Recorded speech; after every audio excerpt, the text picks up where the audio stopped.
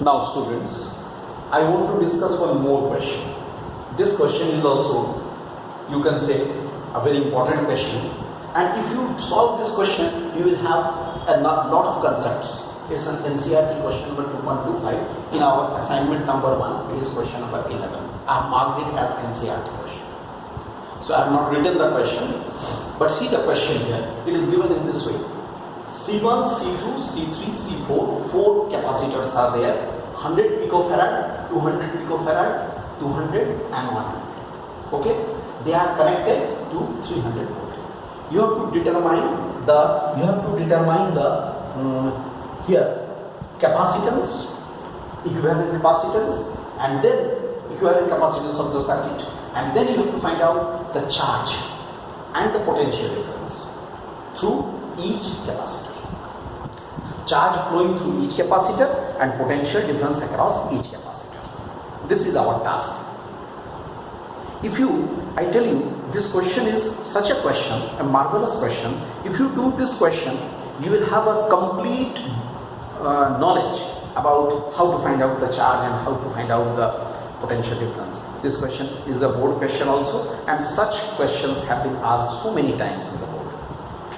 So, what I do, first to solve such question, what we do, I am here simplifying this in a very simple way. I have simplified this circuit in this way. If you stretch it, it will be like this. Actually, it has been done like this. But if you have to find out its equivalent circuit, which is in a simplified way, then it should be like this. This side is positive, this side is negative. The potential difference 300 volt. Here C4, C2, C3, C1. All capacitances are written. So you can write it also here. It is 100, it is 100, it is also 100, it is 200, it is 200. Now, I first want to find out the equivalent capacitance. What should be done to find out the equivalent capacitance? First we take 200 and 200 in parallel. Right?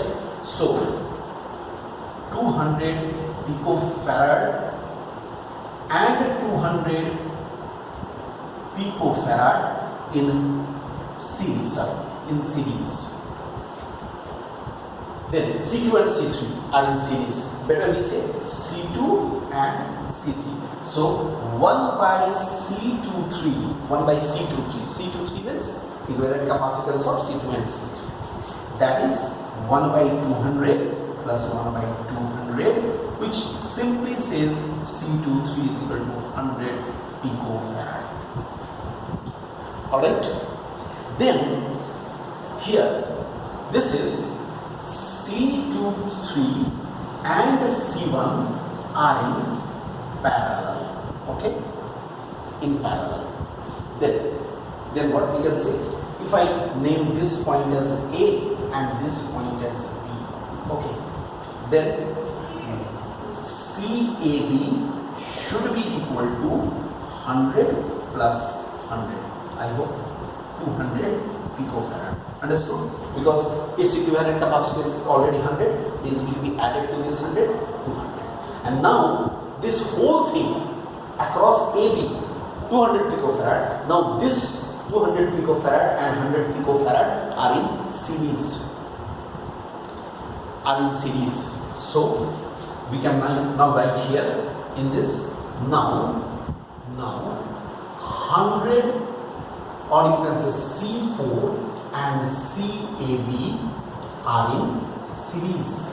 Look, so equivalent capacitance C must be, how equivalent capacitance is given by 1 by C is equal to 1 by C4 plus 1 by CAB. That should be equal to 1 by C4 is 100 plus 1 by this B is 1 by 200. Okay, I hope you can very easily say 200 by 3 picofarad. Look, this is the equivalent capacitance. To find out the equivalent capacitance is very simple. Now what to do? Charge. You find out the charge first. If you can say this 300 volt, how much charge it will deliver?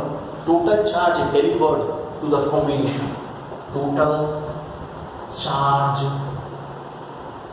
delivered to the combination.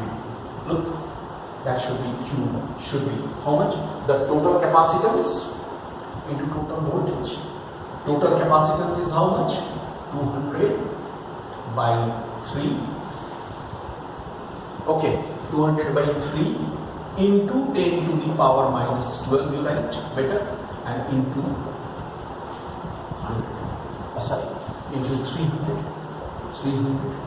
Then it should be, it will be cancelled, 100. That's why 2 into 10 to the power minus 8 coulomb. I hope you are agreed. Here it goes 200. Now see, this charge will be entering through A. Here it will be branched. Definitely half of the charge will go through this, half of the charge will go through this. Why? Because potential difference across AB is the same.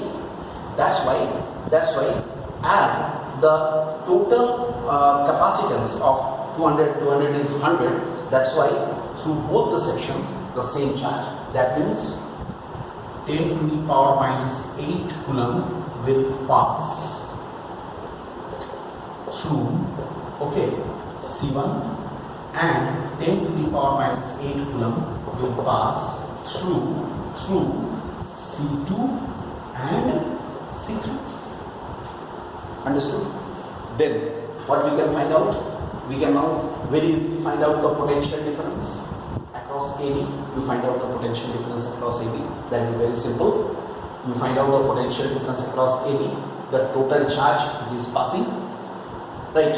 Capacitance to equivalent capacitance. If you take the total charge through this and charge through this, we got. That means through this also the charge is 10 to the power minus 8. Through these two also the charge is 10 to the power minus 8. Try to understand me.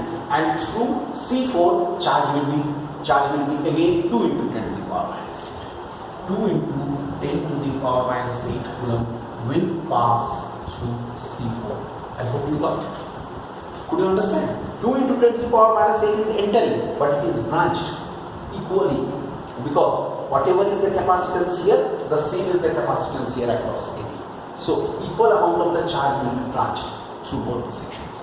So 10 to the power minus 8, 10 to the power minus 8 through these two, and here 2 into 10 to the power minus 8. Now I think since I have found out the charge, then potential difference I think you can find out very easily, because all capacitances are known. Charge by capacitance will be the potential difference. The rest of the problem you can solve.